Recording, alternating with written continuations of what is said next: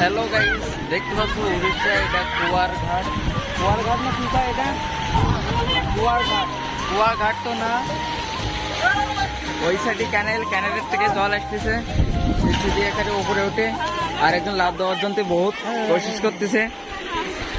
দেখো আর চারটে একটা শাড়ি দেখো নিচে। আর তুমি কি অকাম করতেছো? দেখো দেখো স্নান করা স্টাইল। এটা গাড্ডার মতন কুয়া, নিচের থেকে জল উঠতেছে। দাও দাও লাভ দাও।